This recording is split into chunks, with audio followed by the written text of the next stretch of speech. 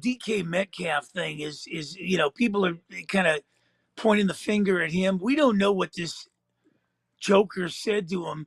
Doesn't matter what he said. Doesn't matter what he said. It doesn't matter what he said. The guy's a fan. You can't go over there and grab the fan. Here's the thing. Right. But where's the rent-a-cop? Where's the rent-a-cop? They were there. They have a rent-a-cop. Listen, they were standing there. They watched it. They. Yeah, but we don't know what was said in there. He could have said something about his dead mom.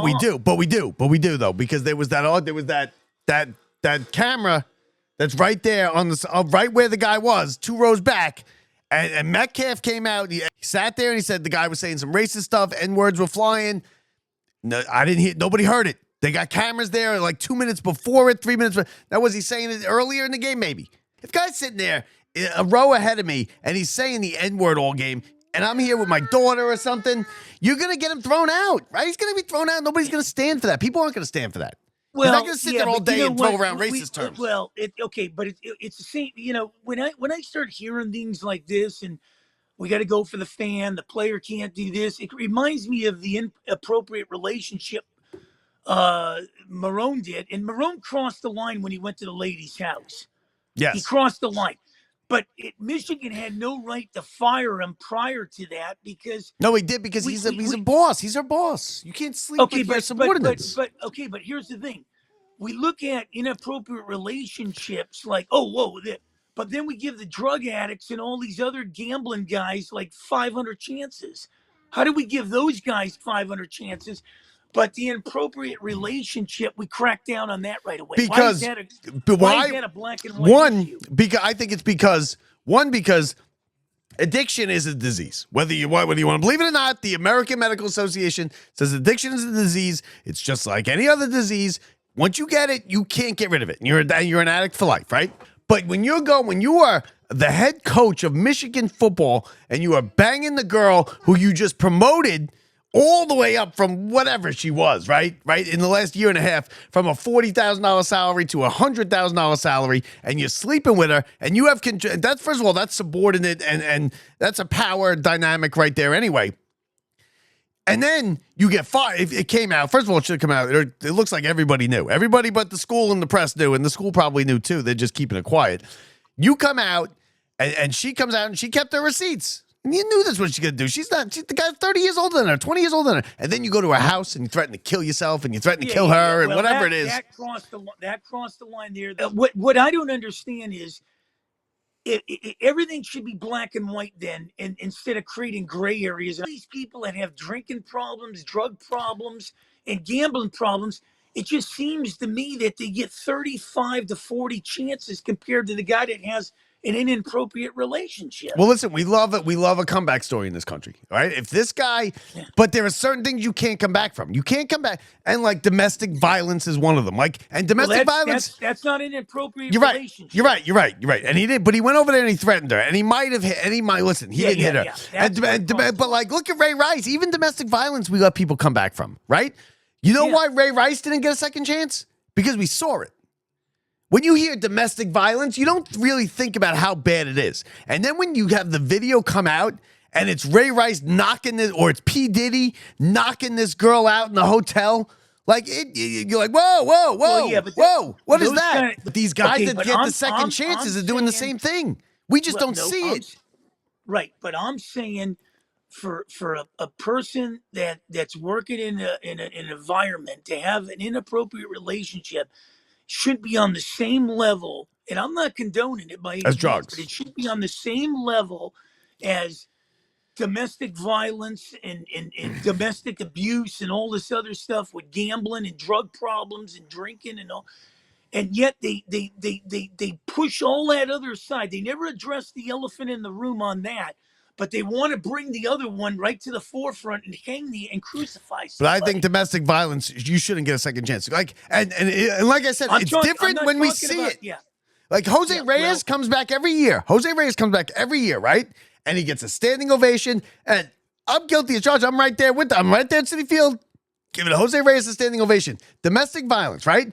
We don't know exactly what he did. We'd heard he beat his wife or he hit his wife or something happened, right? He probably, if we saw a video of Jose Reyes, it probably looks something like what Ray Rice did or what P. Diddy did. And that's just god awful. If we actually saw Jose Reyes knocking out his wife, there's no way he'd ever come back to Citi Field, ever. But we don't see the video. Well, so we just hear domestic violence. Inappropriate relationships has been going on for years. It will continue to go on for years, and we've seen it with presidents. Of course it will. Nothing's going to ever change with that one. But it's a power dynamic. There are people who probably deserve that raise that she got that didn't get it because he's banging the girl who's 23 years old. Yeah, Well, what if the girl was 50? It wouldn't be as flashy a headline because it's not as scandalous. You wouldn't lose the job either. I don't think. You might lose the job. It might not come out. They tried to brush it. Listen, Michigan knew about this. They knew about this a month or two ago because the whole team knew about it. Apparently, they wanted to sweep it under the rug. And then she came back and she's like, no. I got the receipts. I'm going to the news. So let me tell you, if I'm looking at this whole thing and I'm running it, drunk driving. If you get 3 priors, a drunk driver, or you get 1 prior, you should lose your license for a year. You do lose your license, right? Yeah, you do. Or at least 6 months. I mean, whatever it is. Well, if you get 2, then you should never be able to drive and take the bus for a living. But now, listen, you can't get a job driving the bus. If I got a DWI tomorrow, I can't get a job ever driving in the city bus. Yeah, and that's right. That's probably right. But I'm not going to be. I can't. It's not that so I can never get a job again. Right? I'm allowed to come back. Well, Ben Roethlisberger, look, listen, you're a Pittsburgh fan. Ben Roethlisberger. He raped that girl in that stairwell. Right? We know he did. He did something inappropriate with that girl in that stairwell, and he came back, and he's a hero. Ben Roethlisberger walks into that stadium today, standing ovation. Hero. Hero's welcome.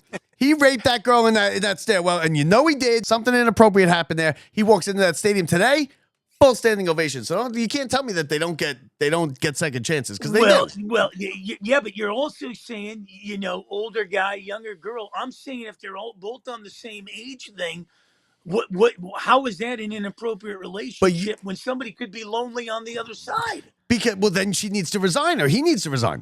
You can't have it. So you can't in corporate America. You can't do that because it's a power dynamic. Because he could say to her, if she loses interest, which is inevitable, right? At some point, she loses interest because she starts dating someone in her own age from school or something. She loses interest. He might say to her, "Oh yeah, well you need this job, right?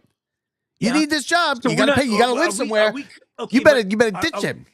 And she has power over her. He has power. Are we covering up anybody that has a gambling problem or a drunk problem or a drug problem? Yeah, drug problem's different. I told you drug problem's different because that's a disease. Whether you believe it or not, it's considered a disease by the American Medical Association. It is. And people suffer and they do. And some people don't listen.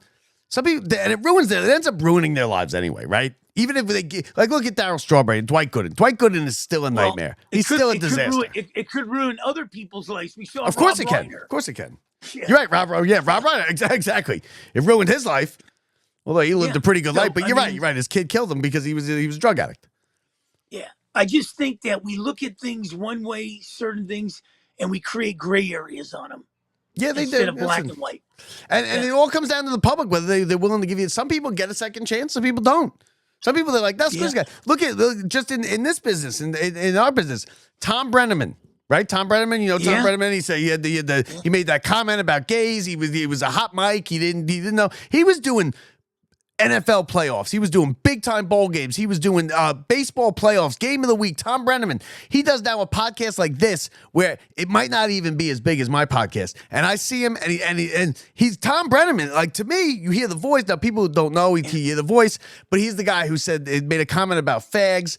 And then he did, and then there was a home run right after. And in the middle of his apology, he's like, "Oh, and there's a long ball hits a right, and it's gone. And I don't know if I'll ever be here again." And he got pulled off the air that inning, and nobody ever saw him again.